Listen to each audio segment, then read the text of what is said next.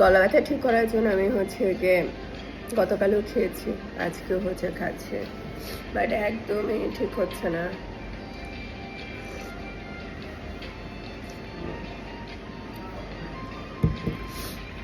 So, Rishikesh হচ্ছে এমন একটা জায়গা, সামার সিজনেও হচ্ছে আপনার সকালের দিকে অনেক ঠান্ডা থাকে, আর সন্ধ্যার লাইক 5, 5:30, 6টা এই দিকে অনেক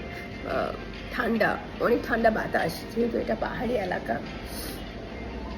সো মার্চ এপ্রিল হচ্ছে কি সামার সিজন, বাট এই সামার সিজন আর ঠান্ডা। সো আমাদের বাংলাদেশের মানুষরা, মানে আমার মতো মানুষরা তো এটা সহ্যই করতে পারে না, এত ঠান্ডা।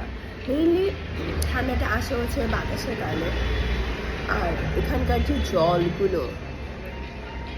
জলও এত ঠান্ডা, গঙ্গার জল, তারপর হচ্ছে এখানে যেদিকেই তাকাবেন সেদিকে হচ্ছে ঝর্ণার জলও এত ঠান্ডা, গলার বাইরে। সো আমার পুরাই গলা শেষ।